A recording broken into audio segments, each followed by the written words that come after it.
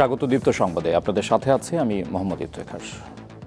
কোটা সংস্কার আন্দোলন ঘিরে ছাত্র জনতা হত্যার প্রতিবাদে আজ রাজধানীর বিভিন্ন জায়গায় বিক্ষোভ মিছিল সমাবেশ হয়েছে। অবরোধ করা হয় সায়েন্স ল্যাব মোড়। বৈষম্য বিরোধী ছাত্র আন্দোলনের পক্ষ থেকে জুমার নামাজের পর গণমিছিলের কর্মসূচি ঘোষণা করা হয়। দুপুরে সায়েন্স ল্যাব মোড় অবরোধ করা হয়। আশপাশের বিভিন্ন প্রতিষ্ঠানের শিক্ষার্থীরা সেখানে গণমিছিলে যোগ দেন। পরে মাল্টিপ্ল্যান মার্কেটের সামনে এবং সিটি কলেজের সামনে গিয়েও তারা কিছুক্ষণ বিক্ষোভ করেন।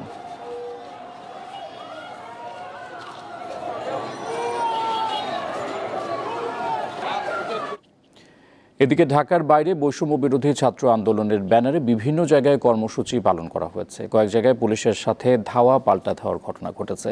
চট্টগ্রামের আন্দরকিল্লা শাহী জামে মসজিদ থেকে জুমার নামাজ শেষে গণমিছিল হয়।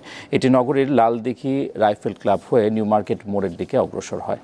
গাজীপুরের ঢাকা টাঙ্গাইল মহাসড়ক অবরোধ করেন আন্দোলনকারীরা। এই সময় দীর্ঘ যানজটের সৃষ্টি হয়। নরসিংদীতে শিক্ষার্থীদের শান্তিপূর্ণ মিছিলে আওয়ামী লীগ, ছাত্রলীগ সহ সহযোগী সংগঠনের নেতা কর্মীদের হামলার অভিযোগ উঠেছে।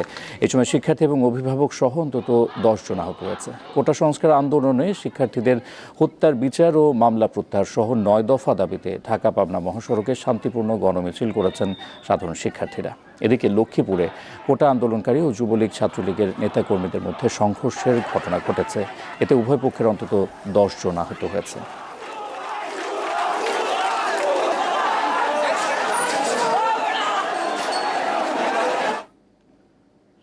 কোটা আন্দোলন ঘিরে নিহতদের বিচারের দাবিতে বিক্ষোভ মিছিল করেছে বাংলাদেশ কওমি মাদ্রাসা ছাত্র ঐক্য। জুমার পর বায়তুল মোকাররম জাতীয় মসজিদ থেকে ঝটিকা মিছিলটি বের হয়। এরপর বিক্ষোভকারীরা শাহবাগের দিকে চলে যায়। এই সময় তারা কোটা আন্দোলনে নিহতদের হত্যার প্রতিবাদে বিভিন্ন স্লোগান দেয়। এর আগে বায়তুল মোকাররম মসজিদ ঘিরে পুলিশকে সতর্ক অবস্থানে দেখা যায়।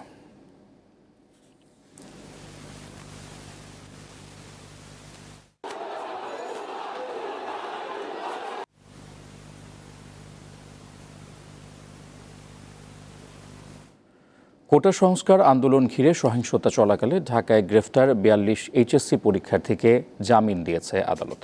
আজ ঢাকা মেট্রোপলিটন ম্যাজিস্ট্রেট মোহাম্মদ রশিদুল আলমের আদালত তাদের জামিন মঞ্জুর করে।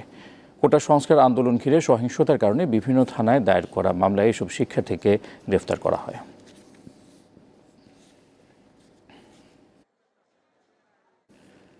ডিবি কার্যালয়ে জোর করে বিবৃতি দেওয়ার অভিযোগ তুলেছেন বৈষম্য বিরোধী ছাত্র আন্দোলনের 6 সমন্বয়ক। সকালে গণমাধ্যমে পাঠানো এক বিবৃতিতে তারা এ অভিযোগ করেন। বিবৃতিতে বলা হয়, মূলত আন্দোলন ও নেতৃত্বকে ছত্রভঙ্গ করতেই 19 জুলাই থেকে বৈষম্য বিরোধী ছাত্র আন্দোলনের সমন্বয়কদের গুম, গ্রেফতার, নির্যাতন ও হয়রানি করা হচ্ছে।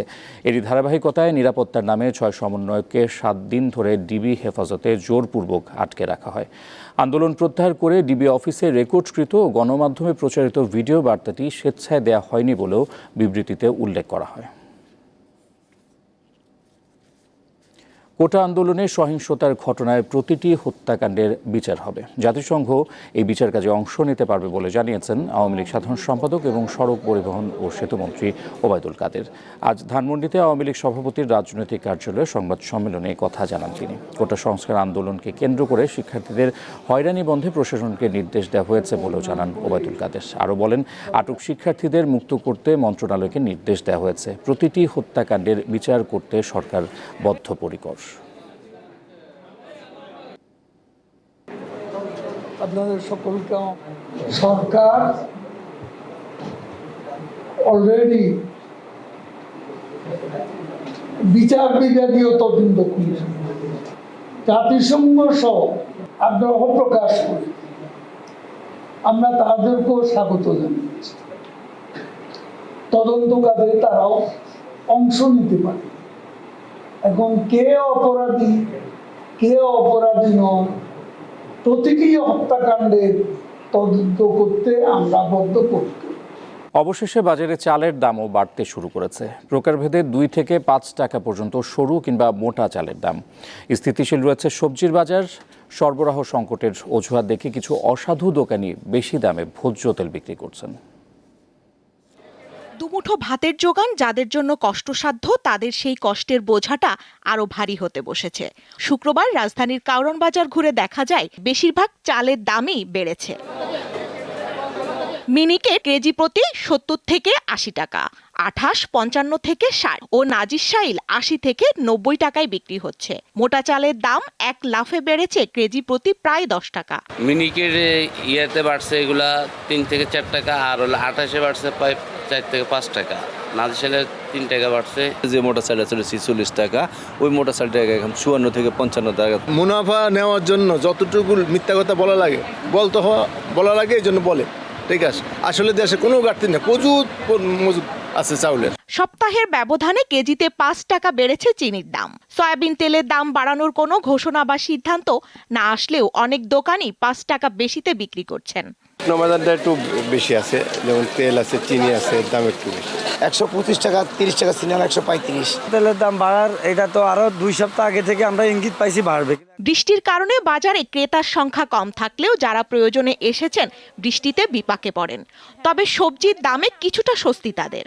সবজির দাম অনেক কম, অনেক। কচুরমুখী 50 টাকা, 40 টাকা। বৃষ্টির কারণে হয়তো এরা তাড়াতাড়ি বিক্রি করতেছে বা কাস্টমার পাবে না।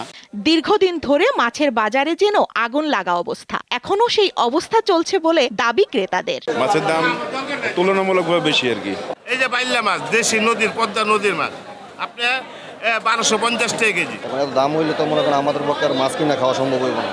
আগের দামেই বিক্রি হচ্ছে গরু ও খাসির মাংস। স্বস্তিকা সিংহ, দীপ্ত সংবাদ, ঢাকা। আন্তর্জাতিক প্রসঙ্গ। কাতারের দোহার ইমাম মোহাম্মদ ইবনে আবদ আল ওয়াহাব মসজিদে হামাসের শীর্ষ নেতা ইসমাইল হানিয়ার দ্বিতীয় জানাজা সম্পন্ন হয়েছে। জুমার নামাজের পর হাজার হাজার মানুষ হানিয়ার জানাজায় অংশ নেন। শ্রদ্ধা শেষে তাকে দোহার উত্তরে লুজাইল রাজকীয় কবরস্থানে দাফন করা হবে। হানিয়ার জানাজা ঘিরে দোহায় ব্যাপক নিরাপত্তা ব্যবস্থা গ্রহণ করা হয়েছে। আর এই ছিল এখনকার মতো। পরের সংবাদ রাত 11টায় দেখার আমন্ত্রণ রইল। দর্শক, তথ্য বিনোদনের আরও খবর জানতে যুক্ত থাকুন দীপ্ত ডিজিটাল প্ল্যাটফর্মগুলোতে। ধন্যবাদ।